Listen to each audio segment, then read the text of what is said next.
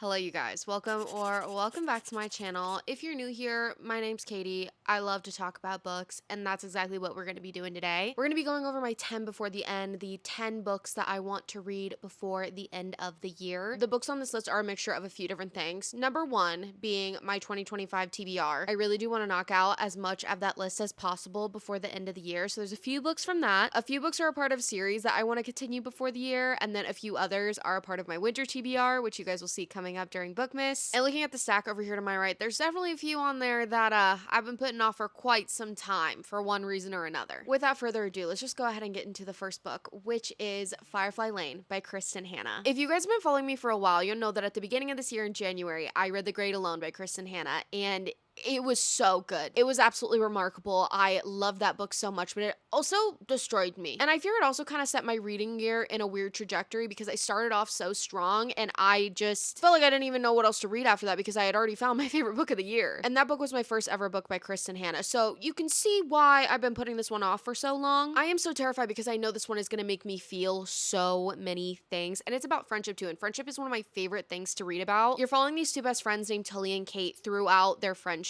And this is also a historical fiction, so you get to see them starting in the 70s and watch them grow up and see how their dynamic changes as friends. On the back it says, for 30 years, Tully and Kate are there for each other, weathering the storms of friendship. So I assume you get to follow them through the 70s, 80s, and 90s. I love a historical fiction. I feel like the more that I'm reading, the more I'm realizing that I love this genre. And I know this book is going to absolutely destroy me, but I also know I'm going to love it. Like, it might even change my life. It's just one of those books. She's one of those authors for me. And me saying that is crazy because I've only read one of her books, but I need to stop putting off books that I know I'm going to enjoy just because I'm scared of, I guess, how I'm gonna feel, or I'm scared that, like, once I've read it, I'm not gonna have that feeling again. This is also on my 2025 TBR, and I've been looking at it on my cart all year wanting to read it, so it is finally time. Hopefully this will get read by the end of the year. The second book is also a historical fiction, and it's part of a series that I have been absolutely loving this year. It is the 5th volume of the Unselected Journals of Emma M. Lyon by Beth Brower. I've been reading them on my Kindle on Kindle Unlimited. It's set in the Victorian era in England, so think Bridgerton. And you're just following Emma M. Lyon through her journal, through all the interesting things that happened throughout her life. And whenever I read the first one, I was a little confused. I didn't really get it. I didn't really connect because it is a very character-based story. There's not a lot of plot happening, but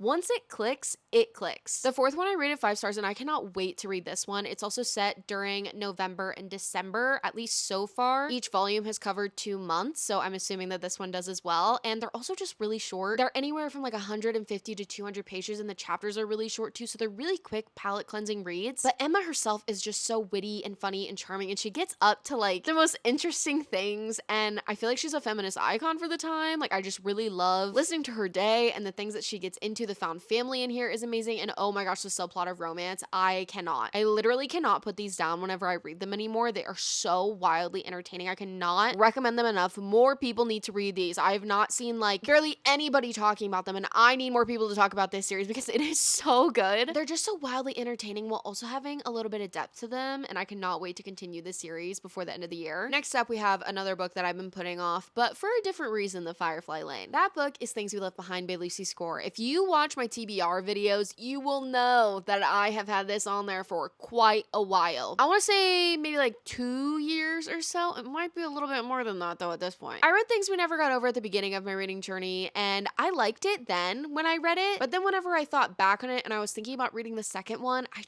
was putting that one off too. I read that one and it was okay. It wasn't a favorite for me, so I've just been putting this one off ever since as well. And this one got really mixed reviews from people that I trust, so I'm just really nervous to go into it. This is dual POV. We're following Lucian and Sloane, and they live in the small town of Knockamout, and these are kind of like romances with a subplot of mystery in them. Sloane is a librarian, and Lucian, I'm pretty sure, is involved in some things that he shouldn't be involved in. And I feel like this is a book I just need to be in the perfect mood for. It's just not really my style of romance anymore. Or maybe not anymore. I think I'm just starting to realize what my specific type of romance is that I enjoy, and I don't know if this is it, but I do want to read it because it is on my TBR and I did spend money on it, and I feel like I will enjoy it. I've just been putting it off and prioritizing other books. And honestly, at this point, if I only read one of the books on this list, let it be this one. I just really wanted to get off my TBR, and I'm honestly curious to see what I think of it too. Book number 4 is a part of a series that I want to continue. I actually don't own this book physically yet, but I do have it on hold through Libby, and that is Oathbound by Tracy Dion. This is the 3rd book in the Legendborn cycle, and whenever I read this one, I will be all caught up until the 4th book comes out. I read the 1st book, Legendborn, back in June, and I read the 2nd one, Bloodmarked, back in October, and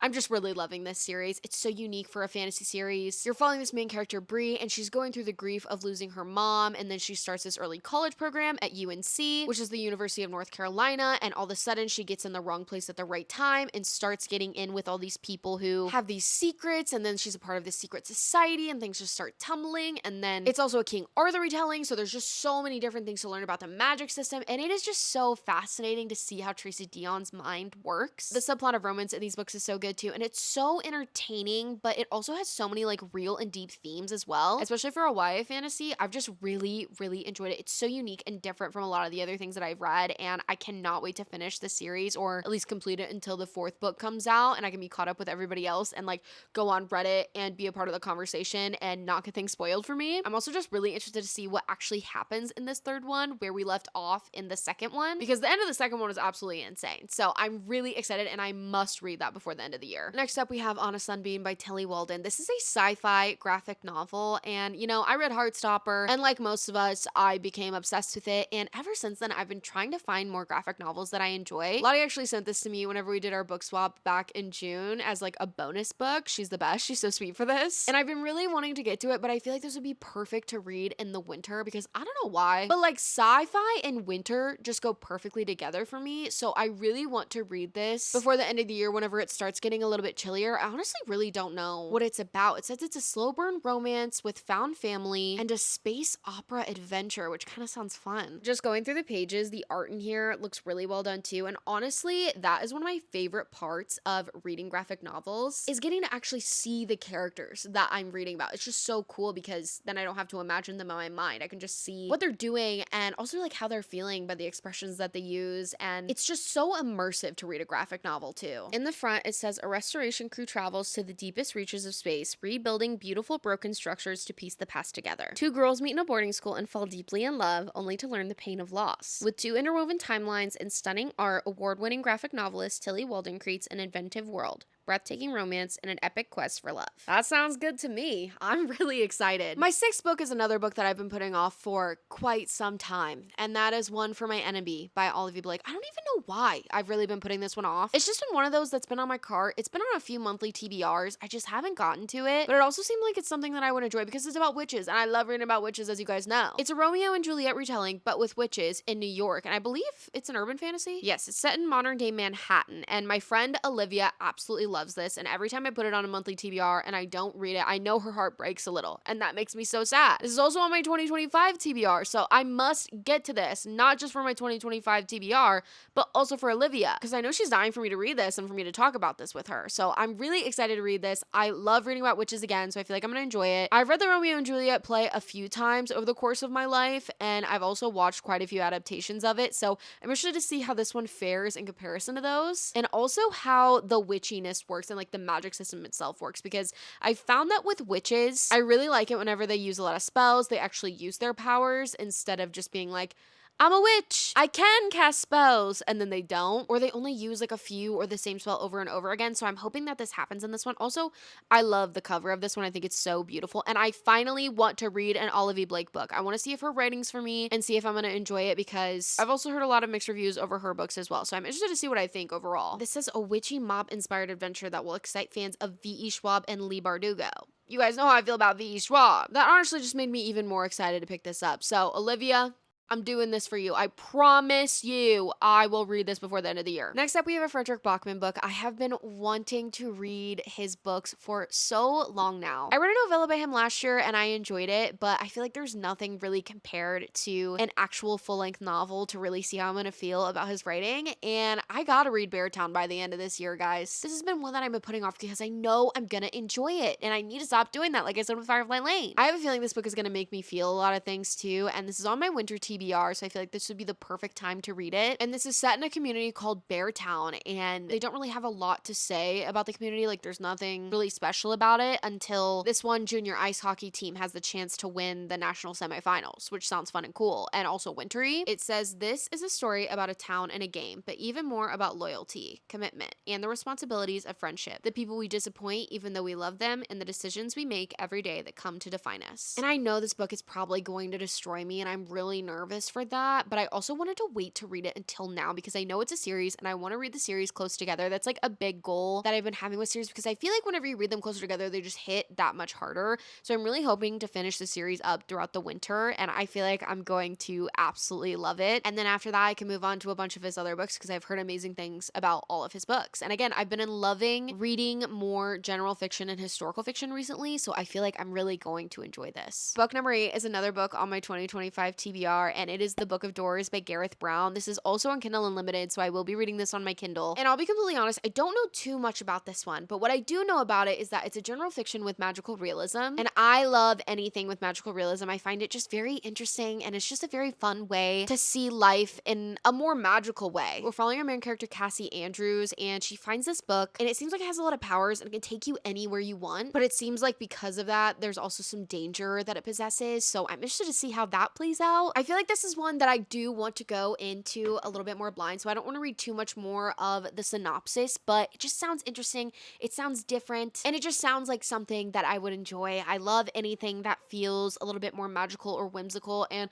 a book that can take you anywhere in the world sounds right up my alley, so I really do want to read this. I also feel like this is one that I've been forgetting about because I don't own it physically, even though I do really want to finish it before the end of the year, so I'm glad that this is on my 10 before the end so I can actually remember that I really want to read it, because sometimes there's so many books that you want to read that you honestly forget about a lot of them, and that doesn't mean I'm not excited to read it. It just means that I'm overwhelmed by the sheer amount of books that I want to read, and by the fact that I will never read all the books that I want to in my entire lifetime. Does that ever make you guys sad? Sorry, that was just a random and depressing note to put in a YouTube video. But anyways, the next book is An Ember in the Ashes by Sabati here. This is also on my 2025 TBR.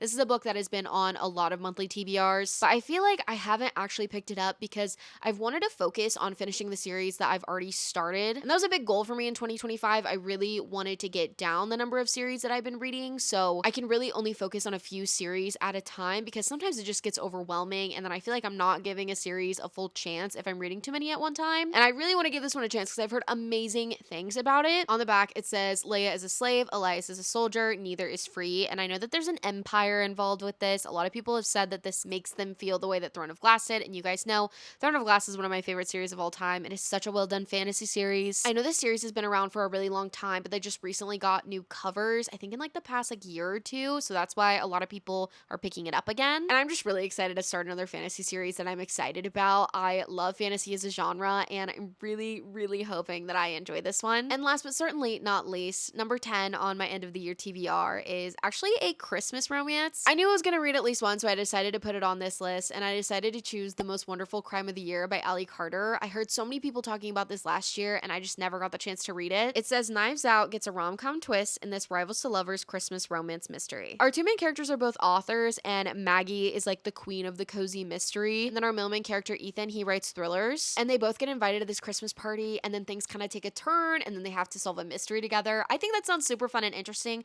I love it whenever romance books have a whole nother plot than just besides the romance. I feel like it just keeps me more intrigued and invested in the romance itself, just because it makes it feel more realistic, because normally romance isn't the only thing that goes on in people's lives. So I don't know, I'm really excited about this one. I feel like it'll be a fun one for the holiday season, and I will without a doubt be reading this in a Bookmas video with you guys. I'm really excited for it. I feel like it's a romance that, because it's a little bit different and has those mystery elements, I'm a little bit more excited for it, especially because a lot of holiday romances can just be repetitive or too cheesy, and I feel like this one will be the perfect mixture of like cheese and just something a little bit different. All right, you guys, that was my 10th and final book, so that is the end of today's video. If you guys have any thoughts on these books or want to see them in videos coming up in Bookmas, let me know. Also, go ahead and comment your 10 before the end, because I'm curious to see what you guys want to read before the end of the year. And if you watch until this far in the video, comment down below the daisy emoji for Things We Left Behind to motivate me to read it, so I know who the real ones are who watch until the very end. If you want to keep up with me on the daily, you guys can follow me on all my other socials. They're always linked down below in every single video. And I think that's going to be it for me today. Thank you guys once again so much for watching. I hope you guys are as excited for Bookmas as I am. I hope you guys are all having an incredible day. I love you guys so much, and I will see you guys in my next video. Bye, guys. Peace.